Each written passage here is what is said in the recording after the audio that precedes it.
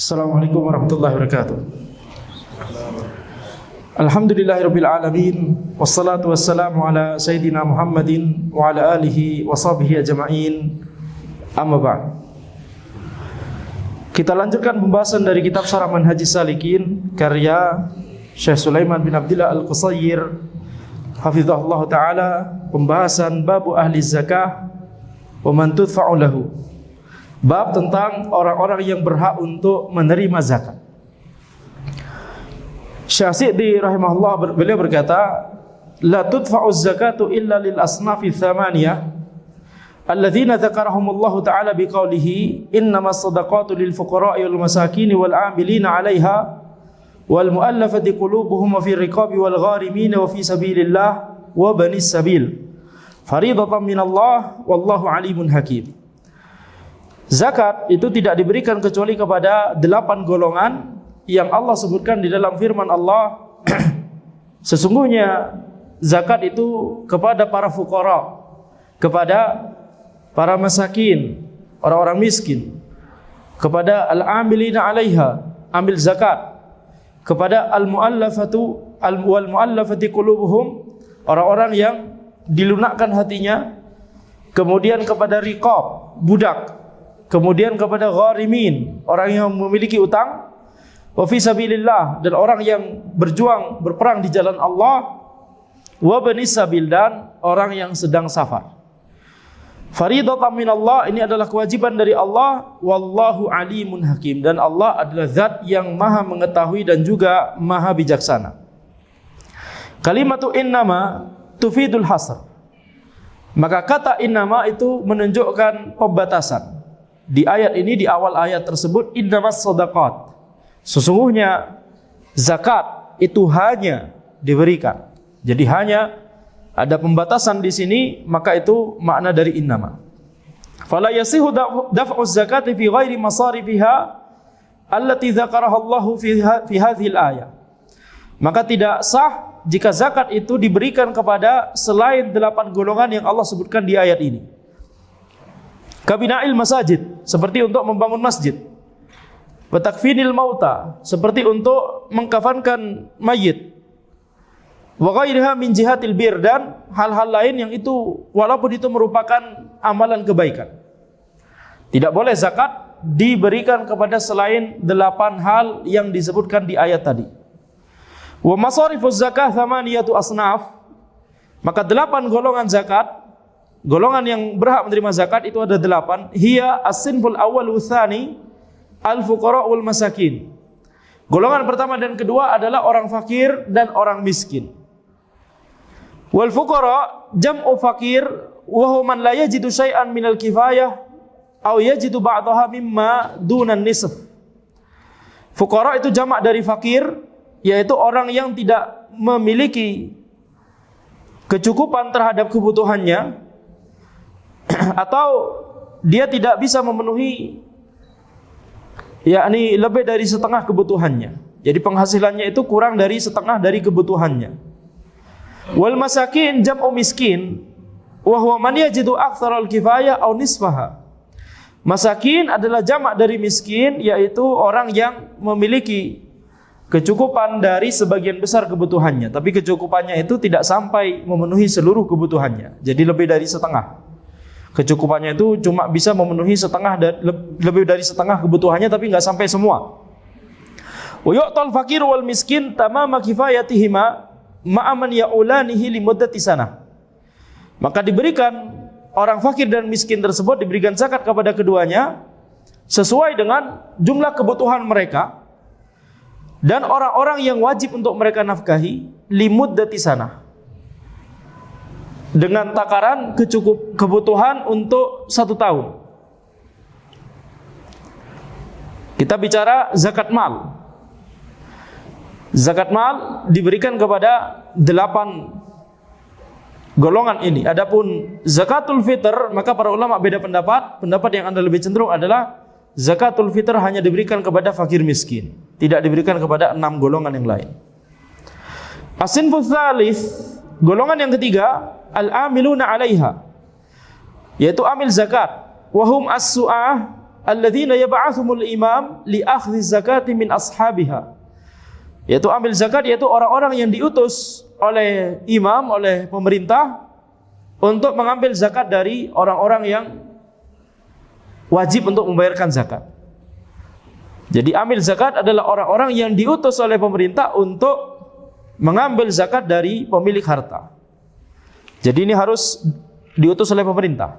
Kalau inisiatif sendiri maka tidak teranggap sebagai amil zakat. Seperti misalkan takmir masjid misalkan. Ya, mengumpulkan zakat, menerima kalau ada orang mau zakat, bayar zakat mal. Maka kalau tidak ada perintah dari ulil amri, hanya sekedar dibolehkan untuk menampung zakat, maka ini bukan amil zakat. Fayadkhulu fihi al-jabi wal hafiz wal katib wal qasim laha baina mustahiqiha. Maka masuk dalam golongan yang ketiga ini, amil zakat ini, yaitu al-jabi, orang yang mengambil harta tersebut dari pemilik harta, al-hafiz, orang yang menyimpan zakat tersebut, al-katib, orang yang mencatat zakat tersebut, al-qasim laha baina mustahiqiha, dan orang yang membagikan zakat tersebut kepada orang-orang yang berhak untuk menerimanya. Wa yu'tal 'amilu qadra ujratihi minha. Amil zakat itu diberikan sesuai dengan kadar upahnya atas pekerjaannya. Walau kana ghaniyan, walaupun amil zakat tersebut sebenarnya kaya, tapi ketika dia bertugas sebagai amil zakat, maka ini diberikan sesuai dengan upah, sesuai dengan pekerjaannya. Wa idza kana lil 'amil ratibun min baitil mal fala yahillu lahu akhdhu syai'in minha. Kalau amil zakat itu sudah ada upah dari baitul mal, maka tidak boleh untuk mengambil dari zakat. Li'annahu innama yu'ta minha biqadri ujratihi, karena dia diberikan dari zakat itu, dia berhak menerima sebagian dari zakat itu sesuai dengan kadar upahnya. Fa idza dufi'a lahu ujrah haruma 'alaihi akhdhu aktsara minha.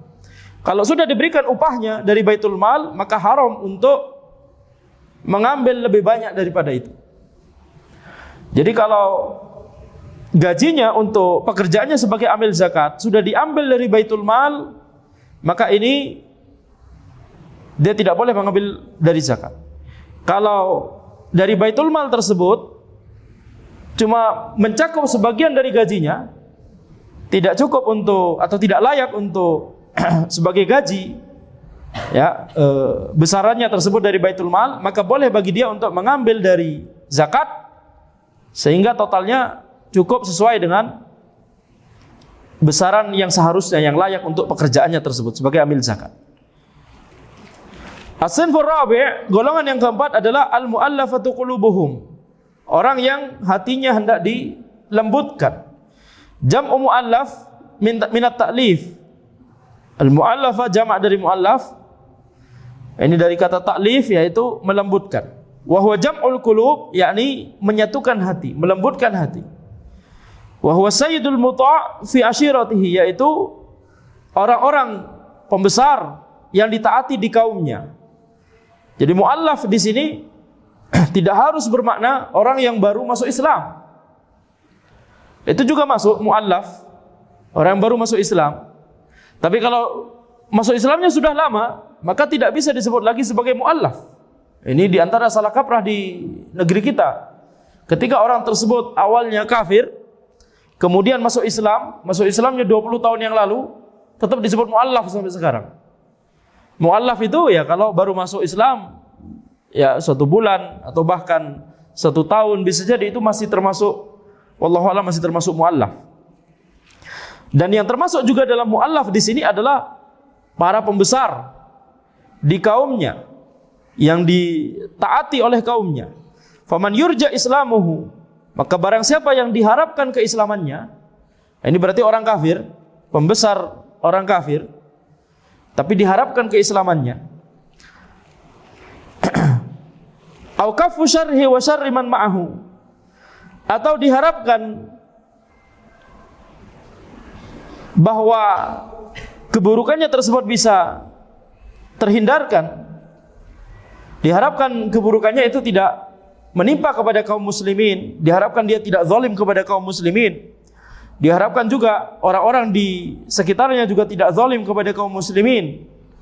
Au yurja bi atiyatihi taqwiyatu imani, atau diharapkan dengan diberikan zakat kepadanya itu bisa memperkuat keimanannya. Ini berarti kalau dia sudah masuk Islam dan baru masuk Islam, tadi yang kita sebut sebagai istilah muallaf tadi.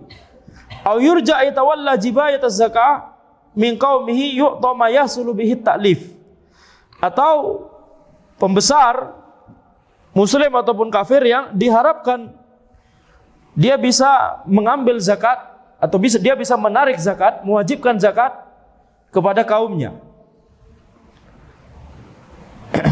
Karena bisa jadi kaumnya tersebut, di daerahnya tersebut tidak mau patuh kecuali kepada orang tersebut. Maka ini ya diberikan yakni zakat ma yahsulu bihi ta'lif, sesuai dengan kadar yang melembutkan hati itu bisa yakni bisa tercapai begitu ya. Jadi secukupnya dikira-kira berapa kira-kira yang bisa membuat orang ini kemudian berpihak kepada Islam, berpihak kepada kaum muslimin atau keimanannya semakin kuat karena dia baru masuk Islam. Kira-kira berapa yang dibutuhkan dari zakat, maka itu yang diberikan kepada dia. Dan ini tentu berbeda dari orang per orang, dari zaman ke zaman. As-sinful khamis ar-riqab. Golongan yang kelima adalah budak. Fayu'tal mukatabu alladhi ishtara nafsahu min sayyidihi min az-zakati ma ya'jizu an wafaihi min dainihi. Maka diberikan budak mukatab, yaitu budak yang mau membeli dirinya sendiri dari tuannya. Ya, diberikan harga oleh tuannya. Antum kalau memberikan anak uang sekian, maka antum bebas, antum merdeka, menjadi orang merdeka. Maka budak yang seperti ini diberikan zakat ketika dia tidak mampu untuk menunaikan utangnya. Kalau dia tidak mampu untuk membayarkan nominal tersebut kepada tuannya, maka dia diberikan dari zakat. As-sinfus sadis, golongan yang keenam, al-gharimun, jam'u gharim wa hum qisman. Golongan yang keenam adalah orang-orang yang memiliki utang. Al-gharimun jamak dari gharim, orang yang memiliki utang, dan ini ada dua kategori.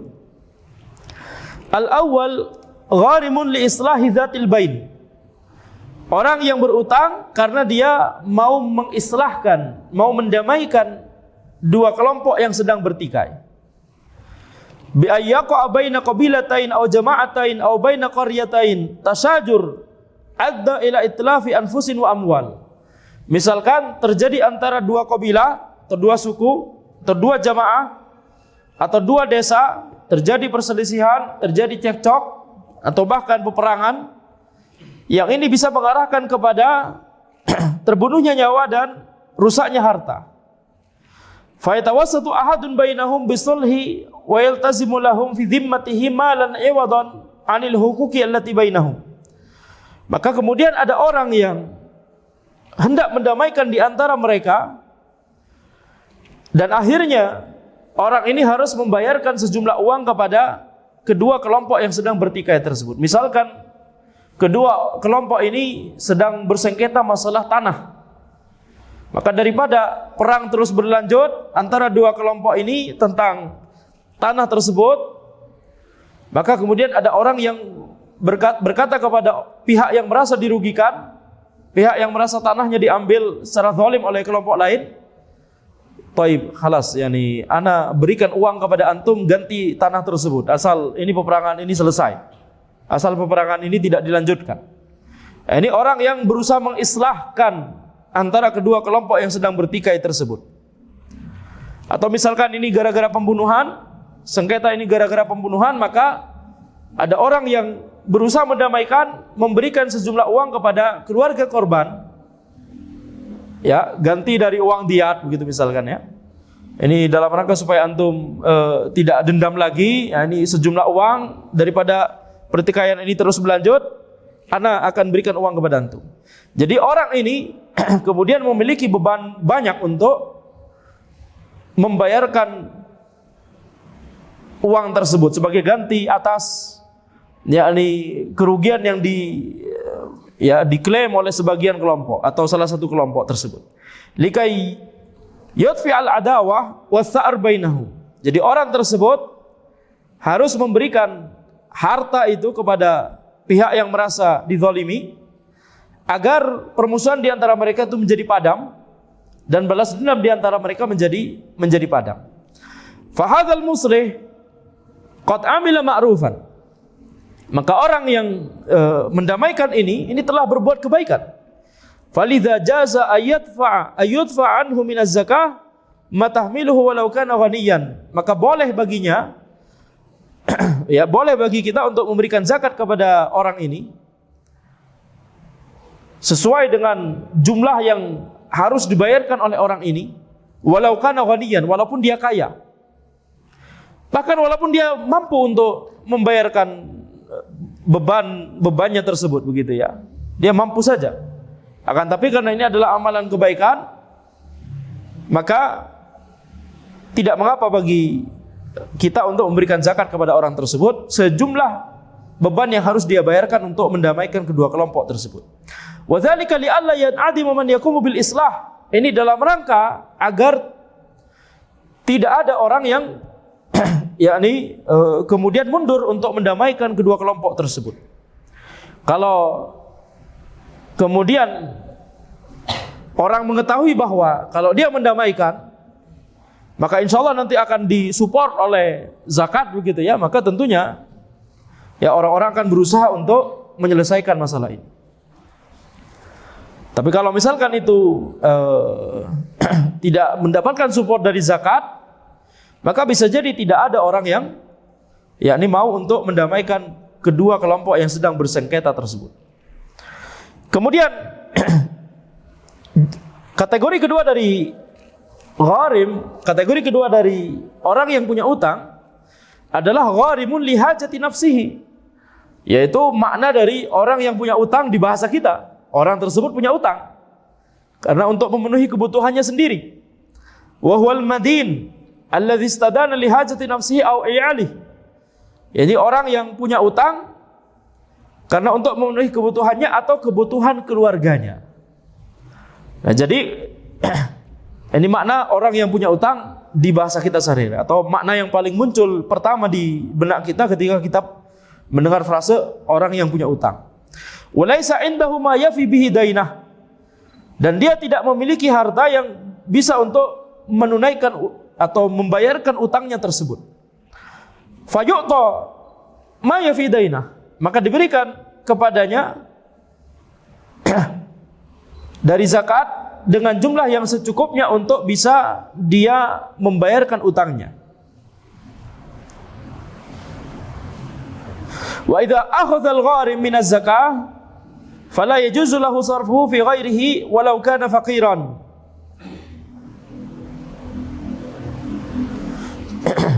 Nah, kalau misalkan orang yang punya utang ini mengambil dari zakat,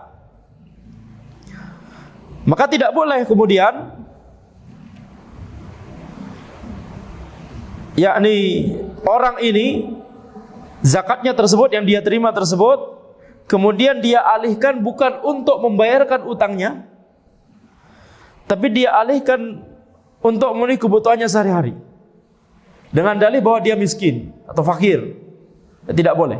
Ketika zakatnya tersebut diberikan oleh orang yang memberikan zakat dalam rangka bukan kapasitas dia sebagai orang fakir atau orang miskin, tapi karena dia orang yang punya utang, maka zakatnya ini harus diarahkan untuk membayarkan utangnya, bukan untuk memenuhi kebutuhan sehari-harinya.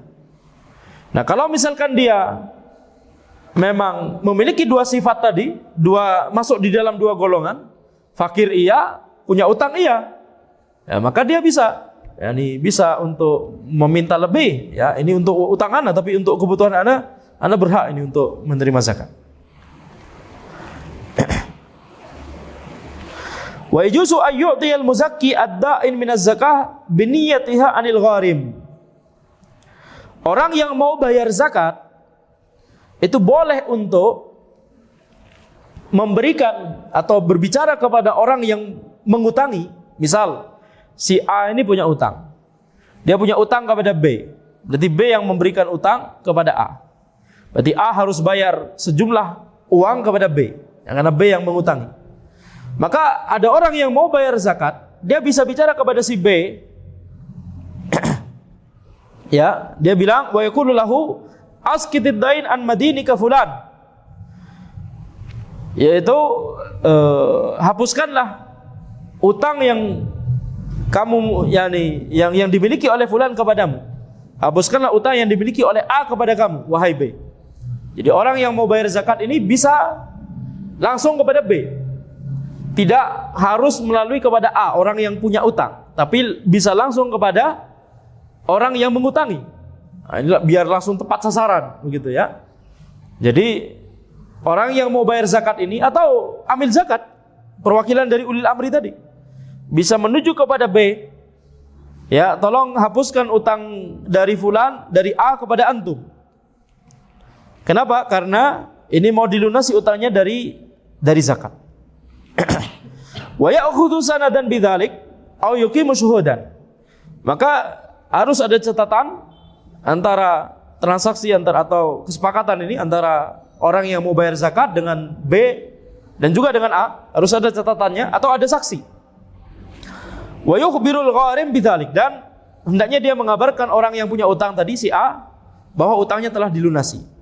Jangan sampai dia tidak tahu bahwa utangnya sudah dilunasi, sehingga dia masih merasakan kesempitan, ya, karena merasa utangnya belum lunas padahal sudah dilunasi oleh orang yang mau bayar zakat tadi atau oleh amil zakat. Wa idza kana al-madinu yastati'u wafa'a dainihi min amlakin indahu aw kana lahu dakhlun min ratibin aw rai'un min ujratin aw kana lahu tijarah fala yajuzu lahu akhdhu zakah. Kalau seandainya orang yang berutang tersebut si A tadi, dia mampu untuk membayarkan utangnya karena dia punya harta. Nah, dia orang yang punya utang, tapi dia punya harta untuk membayarkan utangnya, atau dia punya pemasukan dari gaji, atau dia punya upah, ya, ada pemasukan dari upah, atau dia memiliki bisnis, ya, maka tidak boleh baginya untuk menerima dari zakat, karena dia sebenarnya masih mampu. Yang kita bahas di sini adalah orang yang tidak mampu untuk membayarkan utangnya. Cukup untuk, misalkan, ya, dia tidak harus termasuk orang yang fakir miskin.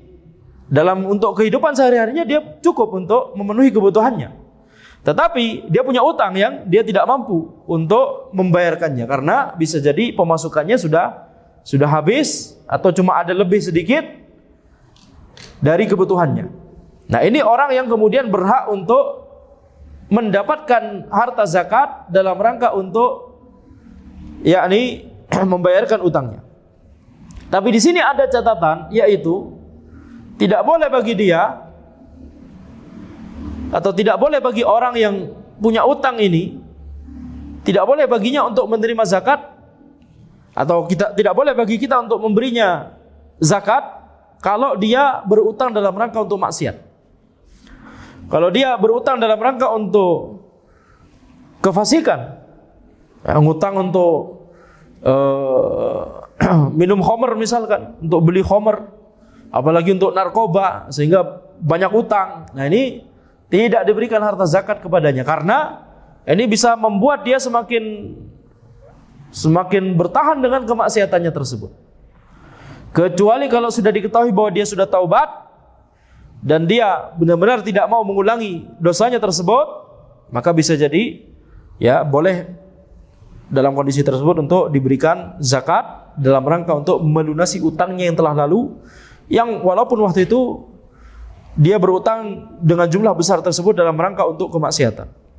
Selama dia sudah bertaubat, maka insya Allah boleh. Tapi kalau belum, maka tidak boleh.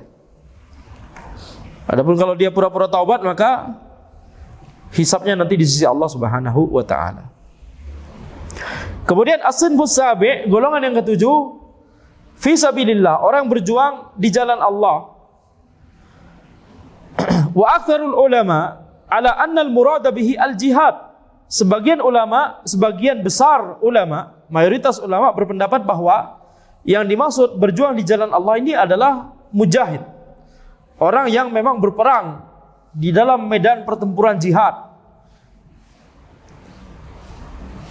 Fayu'tal ghuzatu al-mutatawwi'una bihi alladhina laysa lahum rawatib min baitil mal aw lahum rawatib la takfihim. Maka orang-orang yang berperang ini diberikan zakat kalau mereka tidak mendapatkan gaji dari baitul mal. Gaji karena mereka berperang. Atau mereka mendapatkan gaji dari baitul mal tapi belum cukup, belum layak untuk sebagai gaji mereka karena mereka telah berangkat perang. Ya. Fayutunu ma yakfihim lil ghazwi wal jihad, maka diberikan untuk mereka dari harta zakat ini dengan kadar yang cukup untuk supaya mereka bisa berangkat jihad. Walau kanu aghnia, walaupun sebenarnya mereka kaya, hartanya di daerah asalnya banyak. Tapi lagi-lagi ini dalam rangka gaji, sama seperti ambil zakat, ini dalam rangka gaji. Jadi walaupun kaya, maka tetap diberikan zakat. As-sinfu tsamin, golongan yang ke-8, Ibnu Sabil, orang yang sedang safar. Akan tapi tidak sekedar orang yang sedang safar, ada catatan. Was-sabil huwa tariq. Sabil itu adalah jalan. Wal muradu bihi al-musafir alladzi qata'a bihi as-safar ila ahlihi fayu'ta ma yuwassiluhu ila baladihi. Yang dimaksud dengan Ibnu Sabil ini adalah musafir yang tidak mampu lagi untuk melanjutkan safar untuk kembali ke keluarganya. Ini yang dimaksud dengan Ibnu Sabil. Dia mungkin kaya, tapi hartanya di daerah asalnya.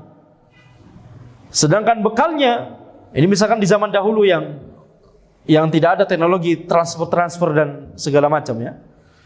Dia cuma punya bekal, tidak cukup untuk melanjutkan perjalanannya ke tujuannya atau untuk pulang ke daerah asalnya, ke rumahnya. Maka ini berhak untuk diberikan zakat dengan kadar secukupnya yang membuat dia bisa pulang ke daerah asalnya atau sampai ke tujuannya. Ini yang dimaksud dengan Ibnu Sabil, tidak sekedar seluruh musafir, sekedar safar kemudian diberikan zakat, bukan demikian. Ya, jadi walaupun di daerah asalnya itu kaya, maka tidak mengapa.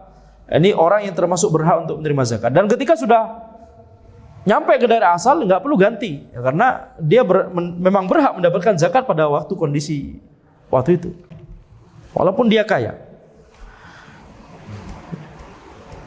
Ya, adapun kalau misalkan dia sengaja tidak membawa bekal yang cukup, kemudian akhirnya di tengah perjalanan bekalnya habis, kemudian dia minta zakat, nah ini tentunya nanti hisabnya di sisi Allah Subhanahu wa taala.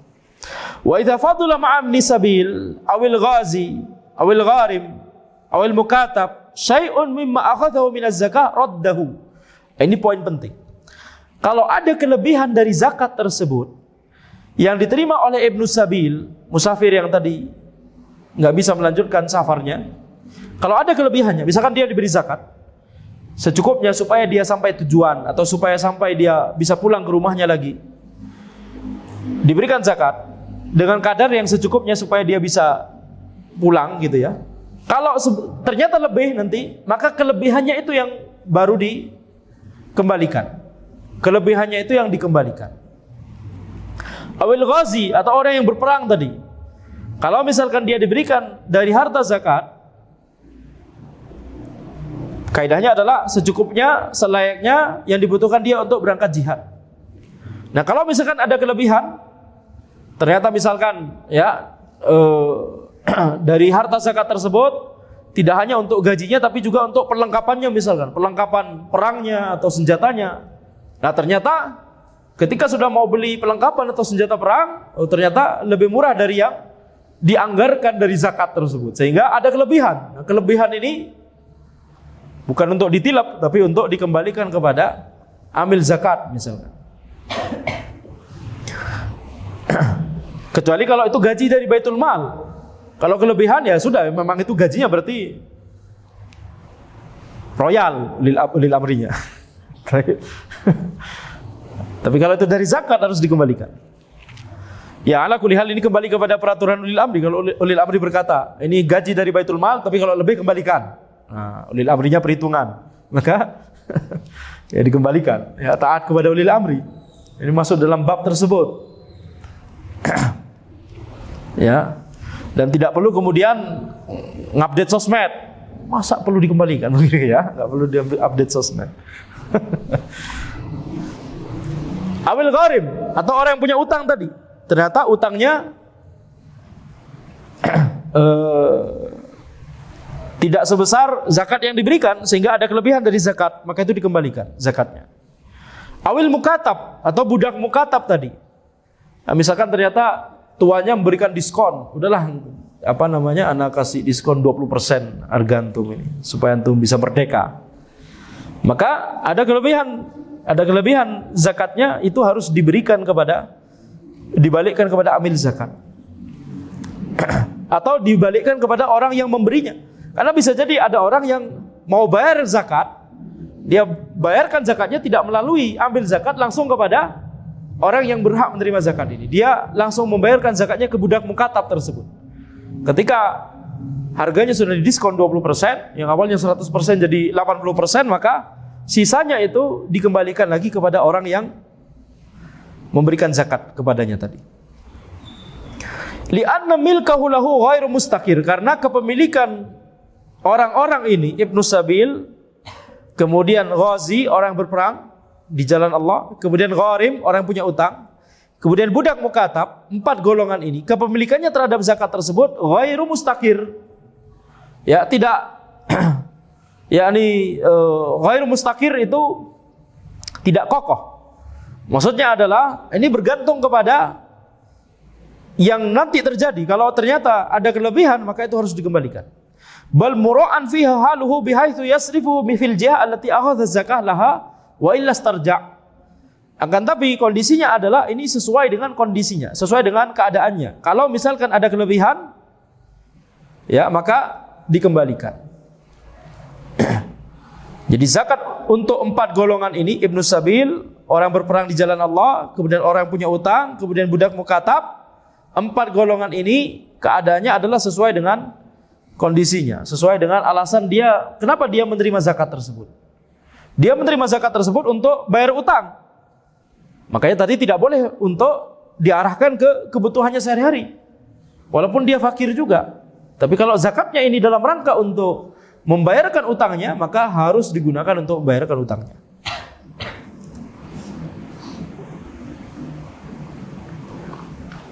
Wa yajuzu al-iktisaru ala wahidin minhum. Boleh untuk membatasi pada salah satu dari 8 golongan ini. Ay yajuzu al-iktisaru ala wahidin min hadhil asnafi thamaniyah kal fuqara awil gharimin wa nahwi dzalik.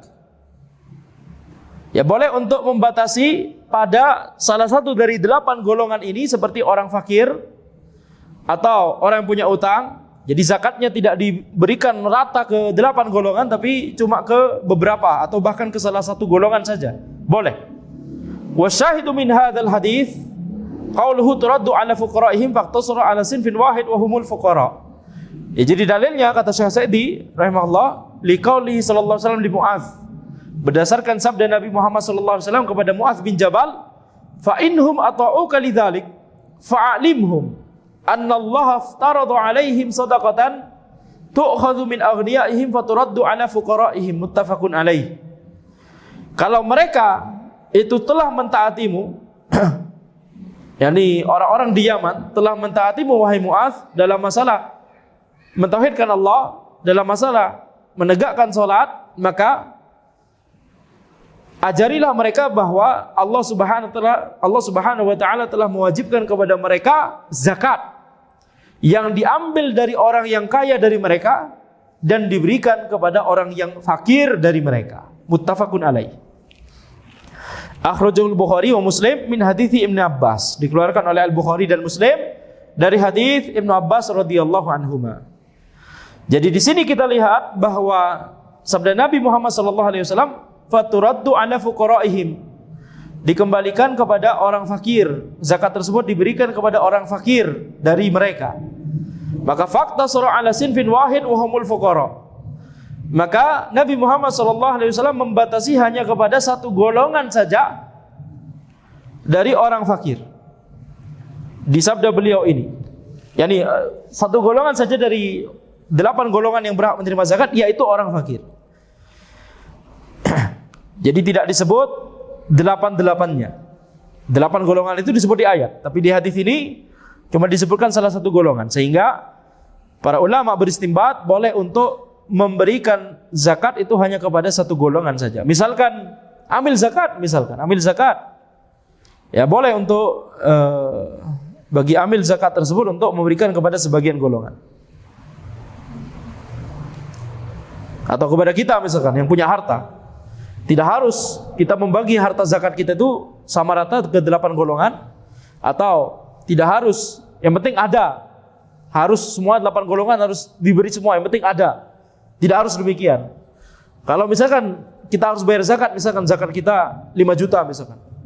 5 juta tersebut diberikan kepada satu golongan saja, yaitu orang fakir, tidak masalah. Diberikan kepada satu orang fakir pun tidak masalah, selama 5 juta itu adalah jumlah yang dibutuhkan oleh orang tersebut untuk kehidupan 1 tahun, kebutuhan 1 tahun. Ya, ini kurang kalau 5 juta, betul tidak? Untuk satu orang saja kurang, bisa jadi. Apalagi kalau dia ada keluarga. Jadi zakat 5 juta dari kita itu diberikan kepada satu orang, satu golongan dan satu orang bahkan boleh. Atau kepada satu golongan tapi beberapa orang, 3 fakir miskin misalkan, boleh juga, tidak masalah. Ya, boleh juga, tidak masalah. Misalkan dibagi-bagi 2 juta, 2 juta, 2 juta, karena kita harus bayar zakat 6 juta, kita mau ngasih ke 3 fakir, ada masalah juga. Tapi itu amil zakat harus memperhatikan apakah fakir miskin, orang-orang yang berhak menerima zakat ini, apakah sudah tercukupi kebutuhannya selama 1 tahun ke depan. Baik. Kemudian wala tahillu zakah li ghaniyin. Sekarang Syekh Sa'di rahimahullah membahas siapa saja yang tidak boleh menerima zakat. Ini poin penting. Kalau tadi siapa saja yang boleh menerima zakat dan bahkan berhak menerima zakat, kalau sekarang siapa saja golongan yang tidak boleh menerima zakat. Yang pertama adalah orang kaya, ini jelas ya, lawan dari fakir dan miskin. Kemudian yang kedua, wala liqawiyyin muktasib. Tidak juga kepada orang yang kuat dan mampu untuk mencari nafkah. Walaupun belum kaya, tapi mampu untuk bekerja. Ini tidak boleh diberikan zakat.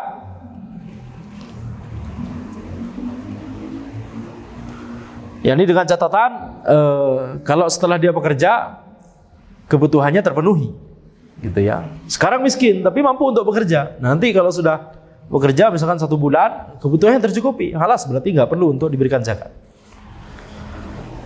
Tapi kalau mampu untuk bekerja tapi nggak cukup untuk membayarkan atau memenuhi kebutuhannya, maka boleh diberikan zakat. Li hadiits Abdullah bin Adi bin al-Khiyar anna Nabiy sallallahu alaihi wasallam qala wala hadza fiha li ghaniyyin wala li qawiyyin muktasib. Berdasarkan hadis Abdullah bin Adi bin al-Khiyar bahwa Nabi Muhammad sallallahu alaihi wasallam bersabda, tidak ada porsi zakat untuk orang kaya dan juga untuk orang yang kuat yang bisa mencari nafkah. Akhrajahu Abu Dawud wa Nasa'i wa qala Ibnu Hajar fi Talkhis qala Ahmad bin Hanbal ma ajwadahu min hadis. Diriwayatkan oleh Abu Dawud dan An-Nasa'i. Ibnu Hajar Al-Asqalani rahimahullah, beliau berkata dalam kitab beliau At-Talkhis Al-Habir bahwa Imam Ahmad bin Hanbal berkata ma ajwadahu min hadis. Ya. Yani bisa bermakna sanadnya bagus sekali, atau bisa bermakna tidak ada hadis yang lebih kuat dalam bab ini daripada hadis ini. Wa qaluhu muktasib ay annahu ma'a quwwatihi qadirun ala kasbil mal. Yang dimaksud dengan muktasib yaitu dengan kemampuan dia, dengan kekuatan dia, fisik yang kuat, dia sebenarnya mampu untuk mencari nafkah. Ini yang dimaksud dengan muktasib. Dia mampu untuk mencari nafkah. Kalau seandainya kerja, dia mampu untuk memenuhi kebutuhannya. Nah, ini tidak diberikan zakat. Walaupun saat itu miskin. Ditanya, antum punya uang? Enggak punya. Tapi kalau kerja mampu untuk memenuhi kebutuhannya, maka tidak boleh untuk mendapatkan zakat. Kemudian wala li ali Muhammadin wa hum banu Hashim wa mawalihim. Tidak boleh zakat itu diberikan kepada keluarga Nabi Muhammad sallallahu alaihi wasallam, ahlul bait, yaitu Banu Hashim dan mawali dari mereka. Itu orang-orang yang dibebaskan oleh Banu Hashim sehingga dinisbatkan kepada Banu Hashim. Ini mawali. Liqaulihi sallallahu alaihi wasallam, inna shadaqah la tambaghi li ali Muhammad innama hiya awsakhun nas. Sesungguhnya zakat itu tidak pantas untuk diberikan kepada keluarga Muhammad karena zakat itu adalah awsakhun nas, kotorannya manusia. Akhrajahu Muslim, dikeluarkan oleh Muslim. Taib, apa yang dimaksud dengan awsakhun nas? Apa yang dimaksud bahwa Nabi Muhammad sallallahu alaihi wasallam bersabda di sini, innama hiya awsakhun nas. Zakat itu kotorannya manusia. Ini makna zahir dari kalimat beliau. Tapi yang dimaksud beliau adalah bahwa zakat itu adalah sesuatu yang dibayarkan oleh orang untuk menyucikan hartanya. Sesuatu yang dibayarkan oleh orang untuk menyucikan hartanya. Ya, ini salah satu hikmah dari zakat, untuk menyucikan hartanya. Karena bisa jadi dari hartanya ada kotoran-kotoran. Nah, yang menyucikannya itu adalah zakat. Jadi ini dari sisi yang punya harta, ini untuk menyucikannya. Tapi kalau dari sisi orang yang menerima zakat, harta zakat itu bukan kotoran bagi dia. Harta zakat itu bukan kotoran bagi dia. Jadi Nabi Muhammad SAW bersabda seperti ini, bukan dalam rangka untuk merendahkan orang-orang yang berhak menerima zakat. Mengatakan bahwa dengan mengatakan bahwa mereka menerima harta yang merupakan kotoran dari manusia. Bukan itu yang dimaksud. Kenapa demikian? Karena kita lihat di antara 8 golongan penerima zakat, ada berapa golongan yang di situ mereka berhak mendapatkan zakat tersebut karena mereka telah melakukan amal kebaikan. Yang pertama, jihad di jalan Allah. Apakah pantas untuk kita katakan orang yang berjihad di jalan Allah berhak untuk menerima kotoran dari manusia? Harta-harta kotor dari manusia. Apakah pantas untuk kita katakan demikian? Tidak pantas.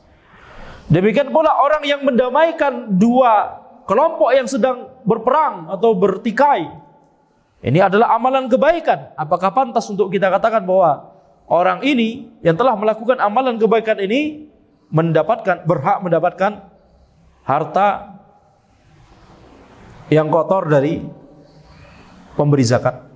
Tidak pantas untuk kita katakan demikian. Jadi itu bukan maksud Nabi Muhammad SAW. Tapi ini dari sisi, jadi itu merupakan harta yang halal, harta yang bersih, harta yang suci bagi penerima zakat. Tapi bagi orang yang memberi zakat, karena zakat ini dikeluarkan dalam rangka untuk menyucikan hartanya, maka kemudian ya Nabi Muhammad SAW membuat atau menggunakan ibarah, menggunakan lafaz awsakhun nas, kotorannya manusia.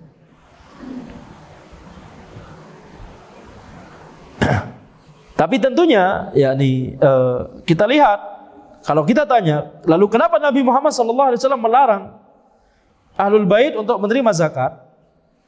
Ini adalah derajat yang tinggi. Ini adalah sabda Nabi Muhammad SAW. Ini berarti adalah wahyu dari Allah Subhanahu Wa Taala. Ya, berarti Allah meninggikan derajat dari keluarga Nabi Muhammad SAW. Ya, meninggikan derajat dari keluarga Nabi Muhammad SAW. Jadi makanya tidak dibolehkan untuk menerima zakat.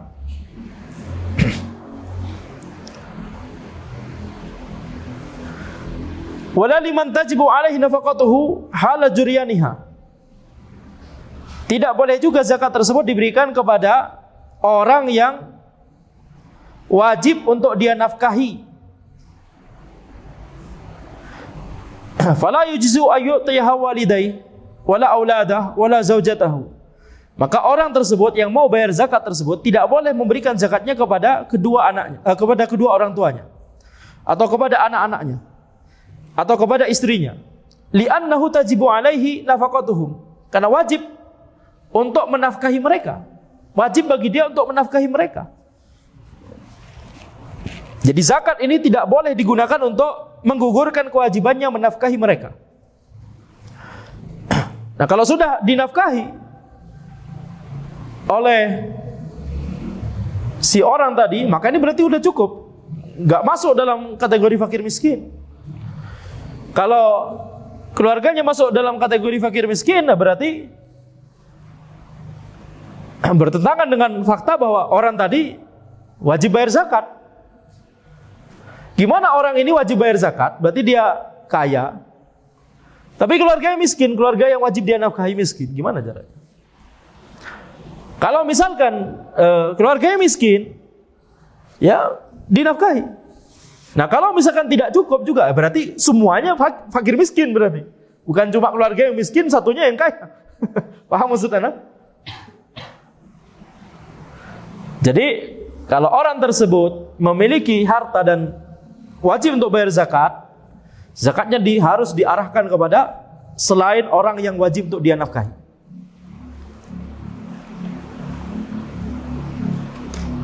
Li'annahu tajibu alaihi nafaqatuhum. Ya, karena wajib bagi orang tersebut untuk menafkahi mereka. Fala yaj'alu zakata iwadan 'anil nafaqatil wajibah. Maka janganlah dia menjadikan zakat itu sebagai pengganti dari nafkah yang wajib yang harus dia keluarkan.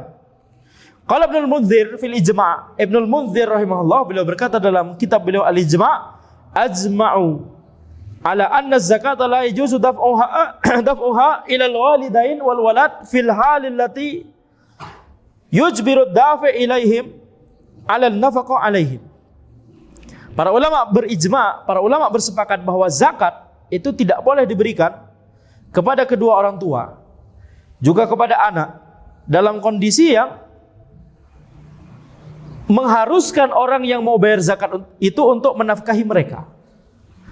Ada catatan ini, dalam kondisi yang mengharuskan orang yang mau bayar zakat tersebut untuk menafkahi mereka. Kalau tidak ada kondisi yang mengharuskan, anaknya sudah besar, sudah punya harta sendiri misalkan, maka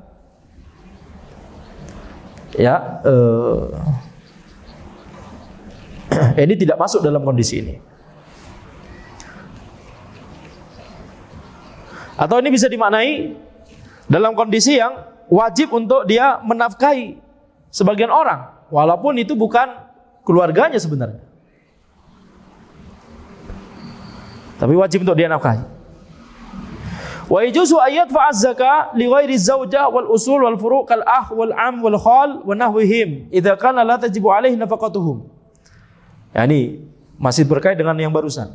Jadi boleh baginya untuk memberikan zakat kepada selain istrinya, kepada selain kedua orang tuanya dan orang-orang di atasnya, kakek nenek misalkan, dan juga kepada orang-orang di bawahnya, anak-anak, cucu dan seterusnya.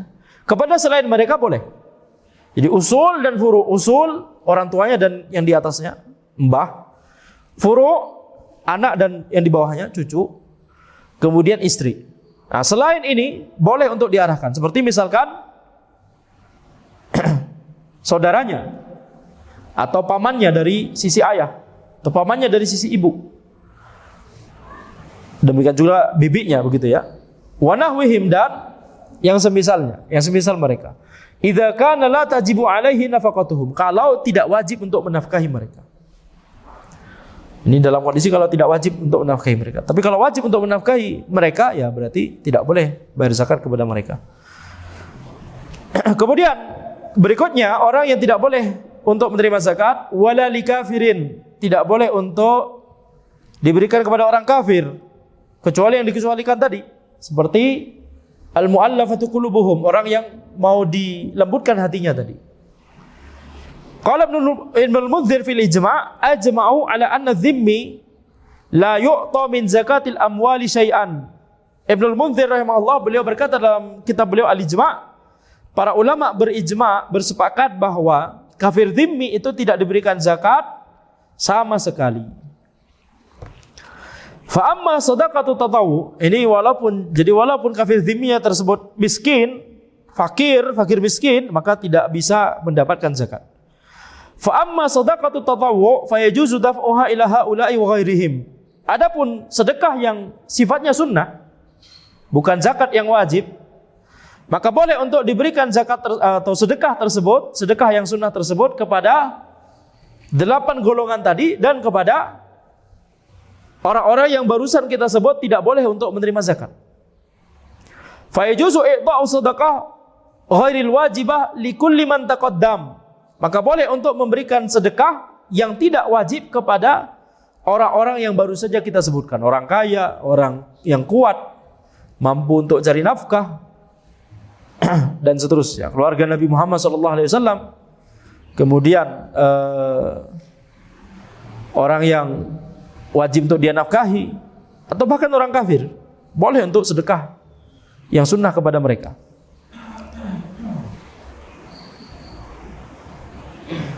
Wahum al-ghani wal muqtasib ila akhir, yakni orang kaya, orang yang kuat tadi, yang mampu cari nafkah tadi, dan seterusnya yang baru saja kita sebutkan. Hatta al-kafir yajuzu ayatasaddaq alaih, sampai bahkan orang kafir pun boleh untuk kita bersedekah kepada orang kafir. Liqaulillahi ta'ala, berdasarkan firman Allah Subhanahu wa ta'ala, wa yut'imuna at'ama ala hubbihi miskina wa yatima wa asira. Mereka memberikan makan walaupun mereka mencintai makanan tersebut, tapi tetap mereka memberikannya kepada orang miskin, kepada anak yatim, dan kepada asir, kepada tahanan.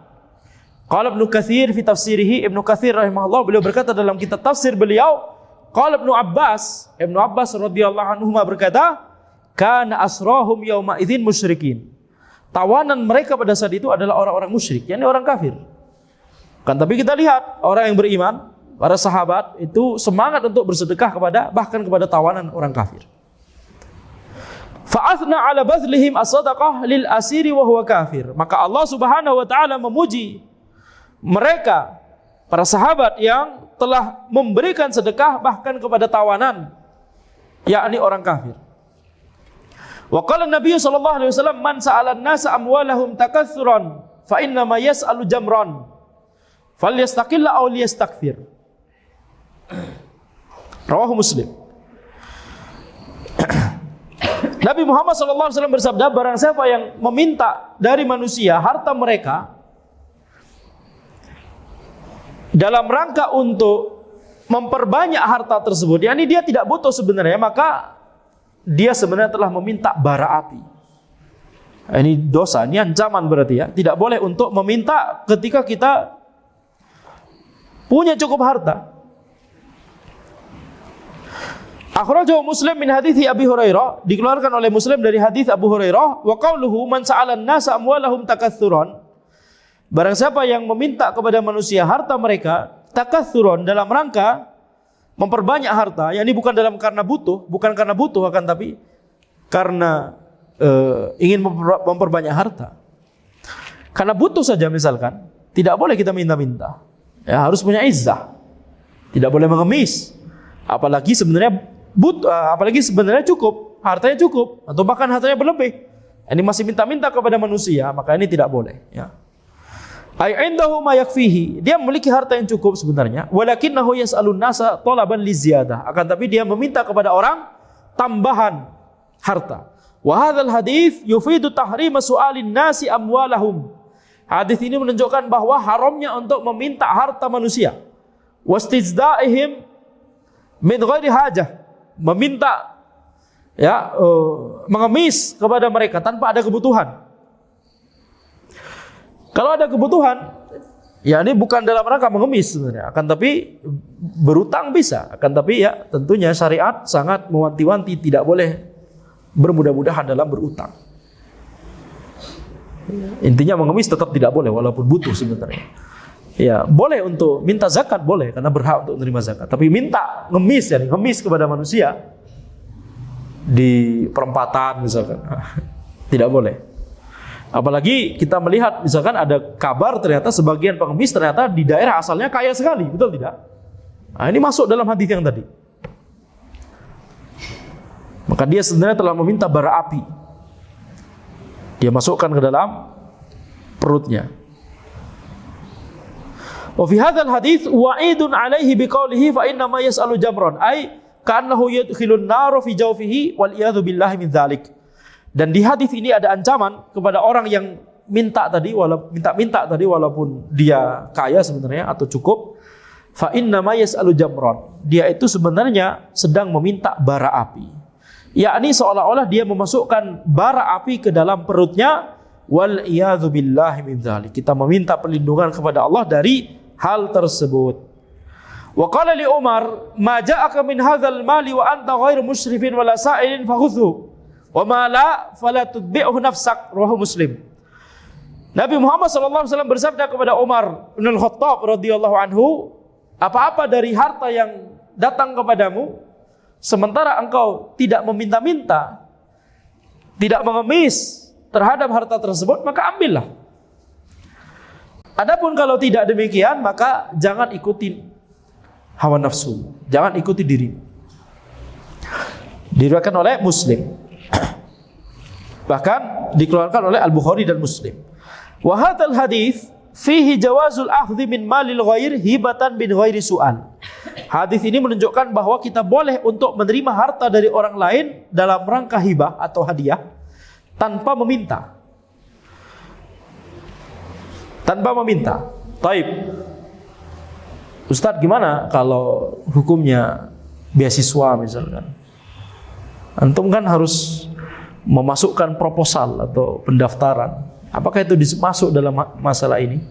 Wallahu alam itu tidak masuk ya, karena ini dalam rangka untuk yakni kebutuhan yang tadi yang disebut ada kebutuhan, dan kita bukan dalam rangka mengemis di situ. Tapi kita menunjukkan bahwa memang kita layak untuk mendapatkan, misalkan karena prestasi, atau kalaupun misalkan itu beasiswa karena untuk orang miskin misalkan, maka kalau memang itu miskin dan ini dalam rangka untuk studinya, maka ini wallahu alam bukan dalam rangka mengemis. Berbeda antara orang mengemis dengan orang yang mendaftar beasiswa, karena memang ada orang yang ada pemberi beasiswa yang memberikan fasilitas tersebut. Ini dalam rangka kemaslahatan kaum muslimin, kemaslahatan supaya kaum muslimin memiliki pendidikan yang layak, begitu ya. Jadi ini memfasilitasi, membantu, bukan orang tersebut mengemis. Ya memang harus daftar, harus masukin pendaftaran misalkan begitu ya, atau proposal. Tapi wallahu alam ini bukan makna dari mengemis.